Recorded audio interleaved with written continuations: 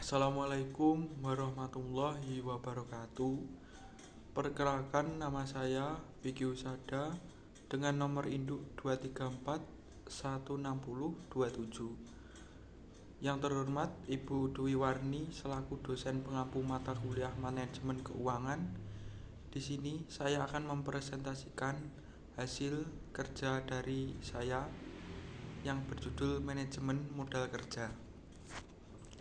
Pengertian dari manajemen modal kerja. Menurut Kashmir 2010, modal kerja adalah modal yang digunakan untuk melakukan kegiatan operasi perusahaan sebagai investasi yang ditanamkan dalam aktiva lancar atau aktiva jangka pendek seperti kas, bank, surat-surat berharga, piutang persediaan, dan aktiva lancar lainnya. Yang kedua, menurut Widianti 1996, modal kerja adalah jumlah keseluruhan aktiva lancar terutama terdiri atas bank, piutang, dan persediaan barang-barang. Yang ketiga, menurut Sawir 2005, modal kerja adalah keseluruhan aktiva lancar yang dimiliki perusahaan atau dapat pula dimaksudkan sebagai dana yang harus tersedia untuk membiayai kegiatan operasi perusahaan sehari-hari. Selanjutnya, konsep modal kerja. Konsep modal kerja terbagi menjadi 3 kategori, yaitu yang pertama, konsep kuantitatif. Konsep kuantitatif adalah jumlah aktiva lancar atau gross working capital. Konsep ini melibatkan kepada kuantitas jumlah yang diperlukan oleh perusahaan untuk mencukupi dan membiayai kebutuhan operasional yang bersifat rutin atau menunjukkan sejumlah dana yang tersedia untuk tujuan operasi jangka pendek. Yang kedua, konsep kualitatif. Konsep kualitatif adalah jumlah aktiva lancar atau gross working capital, utang jangka pendek. Konsep ini menitikberatkan pada kualitas modal kerja. Konsep ini mendefinisikan modal kerja sebagai kelebihan aktiva lancar terhadap hutang jangka waktu pendek atau net working capital, yaitu jumlah aktiva lancar yang berasal dari pinjaman jangka panjang maupun dari pemilik perusahaan. Yang ketiga, konsep fungsional.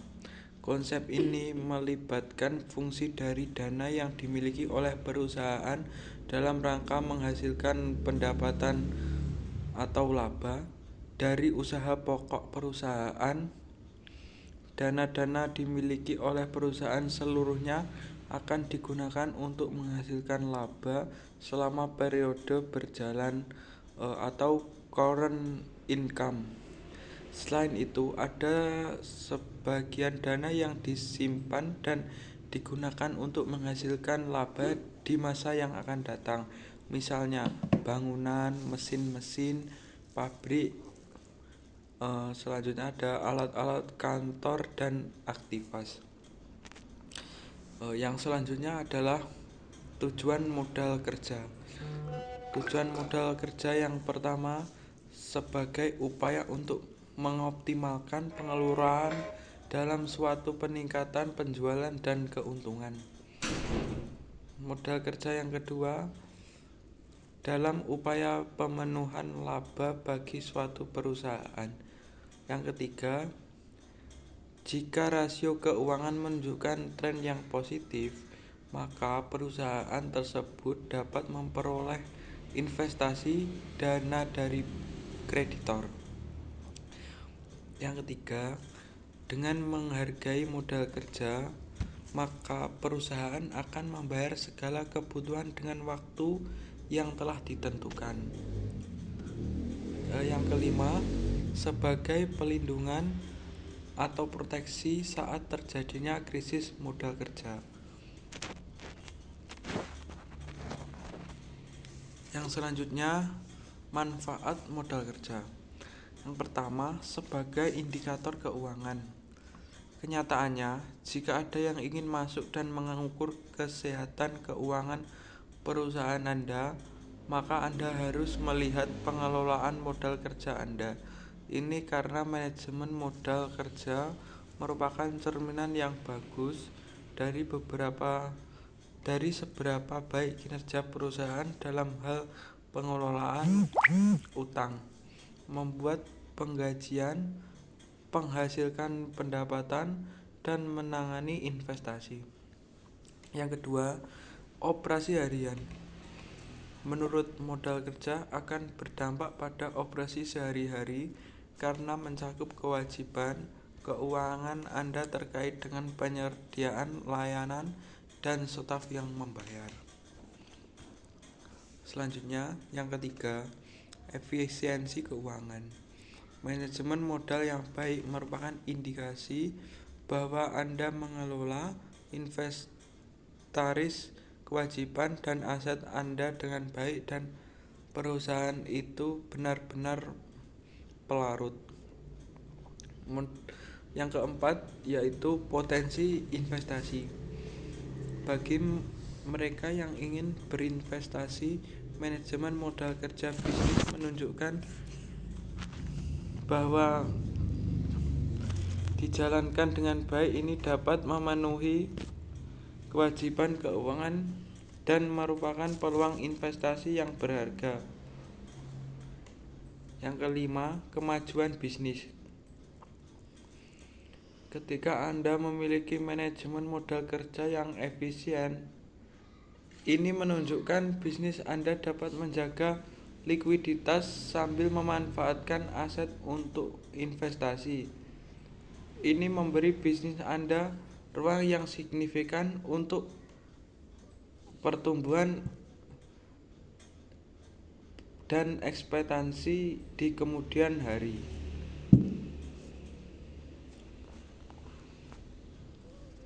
Selanjutnya, jenis-jenis modal kerja. Modal kerja permanen. Modal kerja permanen merupakan modal kerja yang wajib dan harus selalu ada di setiap atau dalam perusahaan-perusahaan agar di perusahaan tersebut dapat menjalankan setiap kegiatannya untuk memenuhi setiap kebutuhan konsumen. Modal kerja permanen dibagi menjadi dua, yaitu modal kerja primer dan modal kerja normal. Yang selanjutnya, modal kerja variabel. Modal kerja variabel yaitu modal kerja yang jumlahnya berubah-ubah, menyesuaikan dengan setiap perusahaan, kegiatan maupun keadaan yang lain yang bisa mempengaruhi perusahaan tersebut atau bisa berfluktuasi dengan berdasarkan peningkatan atau volume dari penjualan atau produksi. Modal kerja variabel terdiri dari 3, yaitu modal kerja siklus, modal kerja musiman, dan modal kerja darurat.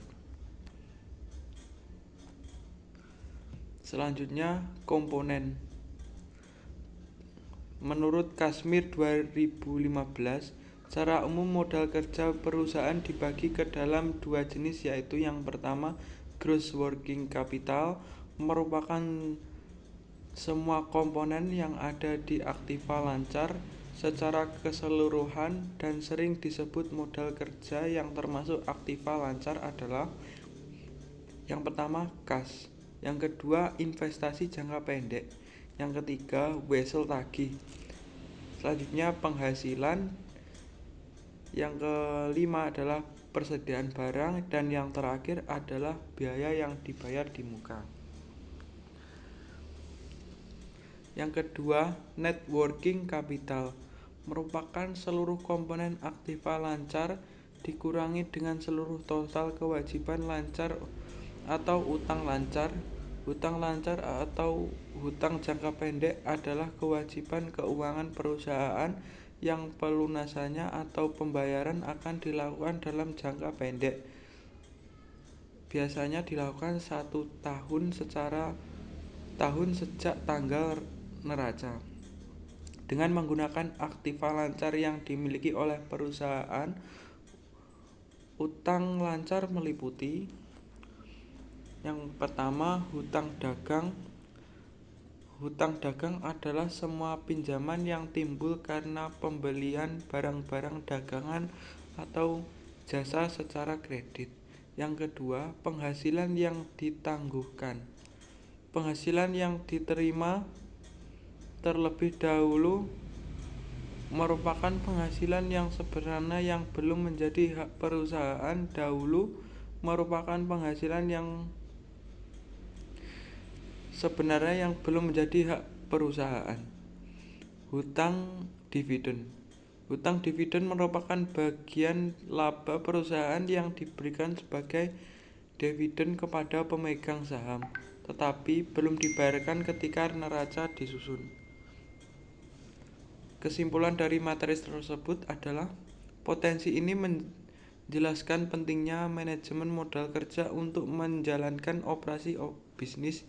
Modal kerja mencakup jumlah dan kualitas modal yang digunakan untuk membiayai operasi serta fungsinya untuk menghasilkan laba.